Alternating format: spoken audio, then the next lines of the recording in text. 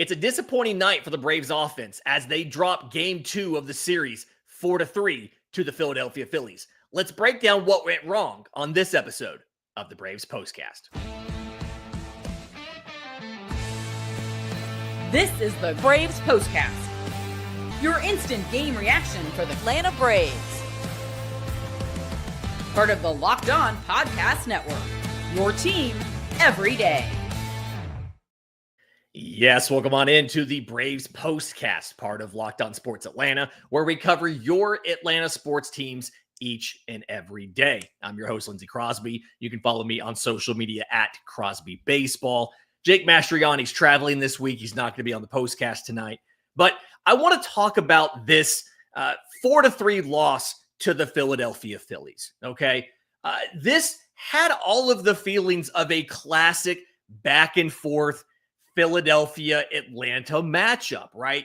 Not going to quite call it a heavyweight bout. We didn't see a ton of runs scored, but scoreless into the 6th inning. Phillies get on the board first. Atlanta answers, goes back and forth. Ultimately, Philadelphia gets the last word with the home run in the 9th inning to take a lead, and then they shut down Atlanta in the bottom half of the inning. Let's discuss what happened in this one, because frustrating, right? There were incredibly frustrating parts of this in this game for the Atlanta Braves. Austin Riley is going to be the guy that we talk about coming out of this one. Yes, he hits a home run in this game, right? He hits a 7th inning home run off of Joe Ross, second home run of the year. But he only does that after getting up twice with the bases loaded and 2 outs. One time he pops out to first base to Bryce Harper. One time he hits a fly ball to shallow right field that is caught by the second baseman. And the cynical listeners, right? The cynical fans can look at what Austin Riley did and say that is typical Braves, right? He didn't come through in the clutch when it would have made the largest impact on the game, but he got the solo shot. He got the home run, right? I would, 7 days a week and Sunday after church, I'd have traded that home run for a double in one of those 2 bases loaded situations. And also, Atlanta had 10 hits in this game, but they didn't actually have a lot of chances to get hits with runners in scoring position. They only had 5 situations with runners in scoring position in this game. They go 1 for 5. Riley obviously did not convert either one of the bases loaded situations. He had 6 runners left on base just in those 2 situations alone. And so let's break down what happened here. Let's break down the offense. We saw some interesting decisions. We saw a sacrifice bunt that didn't work out. A lot of pinch running, but no pinch hitting. Let's kind of go through some of this, because 10 hits, 3 runs is not how this should be for an Atlanta Braves team that is built on power hitting, right? For a team that is supposed to be built around slugging and getting extra base hits and hitting the ball hard, 1 extra base hit, again, 1 for 5 with runners in scoring position, and even when you try to do things like small ball, it doesn't work out. So Austin Riley went 2 for 5. Here's the hard part. If you look at the box score from this game, Austin Riley's going to look like he's your MVP, right? 2 for 5. He hits the home run, a run, an RBI. But in reality, you absolutely can't give him credit for that. If you have to pick an MVP of this game, Marcell Ozuna goes 2 for 4 with a walk. Orlando Arcia goes 2 for 4 with an RBI. When we are in a situation where we are genuinely debating if you're trying to pick an offensive MVP and Orlando Arcia is in that conversation, you have a problem. And I've talked a lot on this show. I've talked a lot on Locked On Braves with Jake. I've talked on my own show a lot about the Atlanta Braves are hitting the ball hard, and we have to wait for that bad luck to normalize. We are past that. That ship has sailed. You are in a situation, and I talked about this in the postcast yesterday, where I said, hey, even though you had hits with runners in scoring position, almost all of it was because of Sean Murphy. Another thing today where you had very clear and obvious run scoring opportunities, and you did not make it happen. And right now, the approach for opposing teams is we're going to pitch around Marcell Ozuna. We're going to pitch around Matt Olson, who was 0 for 3, by the way, but he did walk twice because they're pitching around him, right? We're going to pitch around the heart of your order, and then we're going to pitch to Austin Riley because we don't think Austin Riley is going to beat us. And after 11 games of the season, Austin Riley's proving them right. That is the correct approach to attack the Atlanta Braves, the top half of the order of the Atlanta Braves. And there have been many games, and today, you could argue today was one of them, where the bottom half of the lineup was just as or more successful than the top half of the lineup.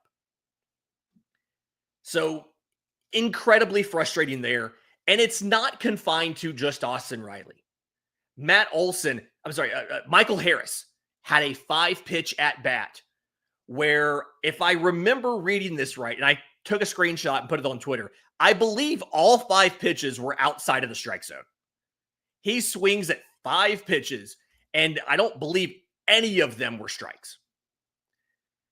As much work as you're trying to do on the offensive approaches, there are enough of your stars where this approach is not yet sticking. Yes, Michael Harris came through with a sac fly that scored Jared Kelenic. That was your only successful at bat with runners in scoring position. But this offense, as currently constructed, is not good enough. And even when you try to do things like do a little bit of small ball, hey, we're going to try to do a sacrifice bunt. It still doesn't work out. You ask Jared Kelenic to bunt, and Bryce Harper's in perfect position, gets Eli White at second base. I talked about this yesterday. I got a little bit of criticism, both on here and on my own show, about saying I'm not a huge fan of sacrifice bunts. That was a situation where Jared Kelenic has not been a great hitter this season. But asking somebody who doesn't bunt a lot to bunt not only was not a good decision, it was also a bad result.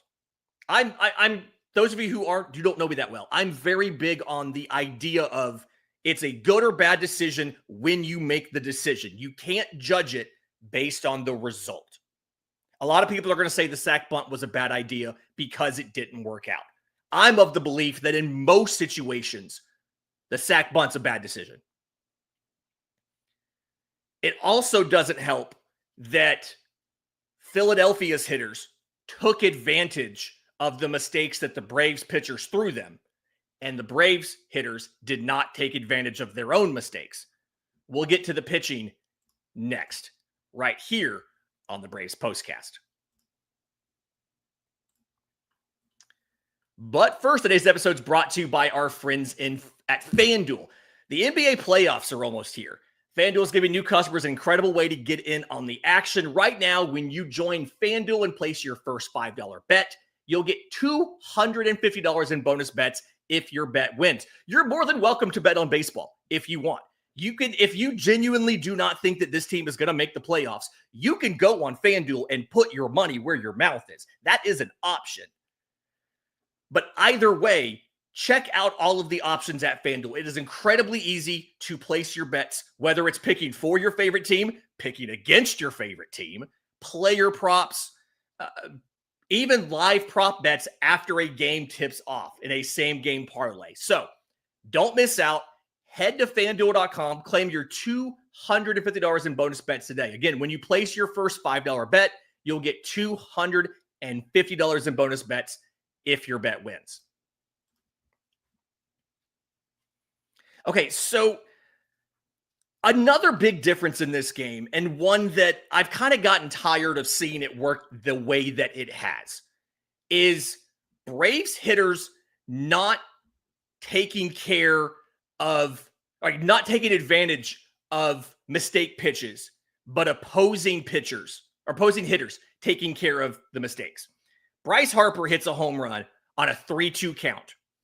The 95-mile-an-hour fastball from Dylan Lee that was as center cut as you could possibly throw it. If I remember right, I think this was the 7th pitch in the at-bat, and Dylan Lee had done a great job of mixing pitches, mixing locations, and then it's a 95-mile-an-hour fastball right down the middle, and Bryce Harper not only does not miss it, he absolutely destroys it. It's the second straight night that we have just seen an absolute tank shot by a Philly hitter.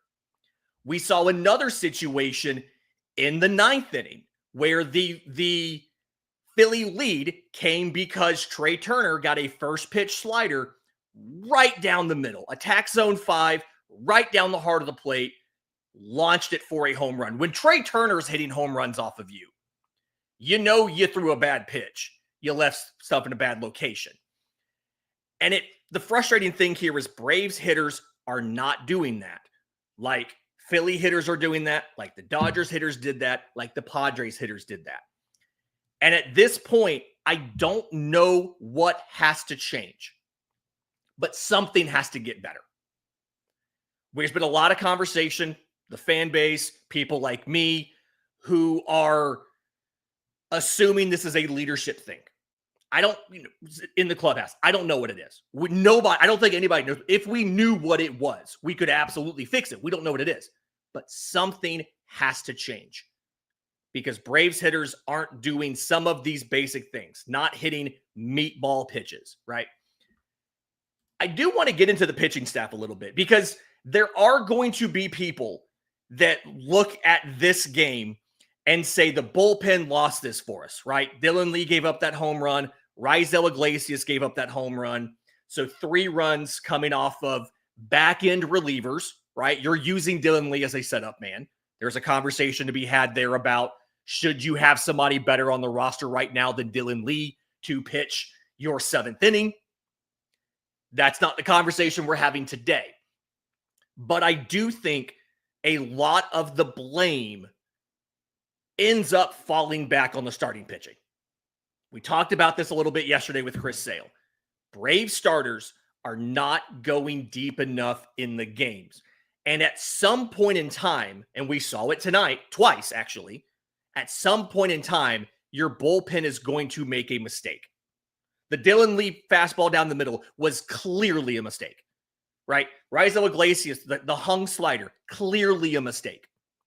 But you should not be winning or losing these games based off of 1 or 2 bullpen mistakes. If you can get a starting pitcher to pitch 6 innings versus 4, you shorten the game for your bullpen. Relievers are going to make mistakes. Relievers are not going to be perfect over the course of the year. But right now, Atlanta is asking too much of their pitchers. Raisel Iglesias, first pitch ambush from Trey Turner on a bad location of a slider. He struck out the side after that. Like, it wasn't a bad outing for Raisel Iglesias. But Atlanta, 1, should have had a bigger lead than they, in this case, it was tied going into the 9th. They should have had a lead. And 2, that should not have been the 5th inning the bullpen was pitching tonight. Grant Holmes, again, 4 innings, 3 hits, no runs, 6 strikeouts, but also 4 walks. Very inefficient outing for him. Where is it here? I had it. 104 pitches, 61 strikes. He'll be the first one to tell you. Very inefficient outing by him. And that's been the story for Braves pitching that's not named Spencer Schwellenbach. It's short outings, inefficient outings, too many walks, too many, just free passes given up to guys. And then even when they managed to get out of those situations, which again, Grant Holmes did, he did not allow a run. Grant Holmes absolutely buckled down and got out of those innings. Whatever Rick Kranitz told him after that, when that mound visit in the second inning, bottle that up and sell that. Because whatever he told him changed his mentality, and he went out there and just handled the rest of it, right? But Atlanta should never have been in the position where a single bullpen mistake could lose this game. The offense did not do enough again. The starter did not do enough again. And something has to change. Tomorrow's matchup, Jesus Luzardo versus Spencer Schwellenbach. If you can't win a Spencer Schwellenbach start, you're not going to win anything in this series. Atlanta's offense has to take advantage of bad pitches. They have to come through with runners in scoring position and when it actually matters. Because again, you can't expect your relievers to be perfect. And Atlanta, there's a comment here in there talking about Atlanta should have had a 2-run lead. Absolutely should have had a 2-run lead. Grant Holmes did everything he could to minimize the damage that he got himself into.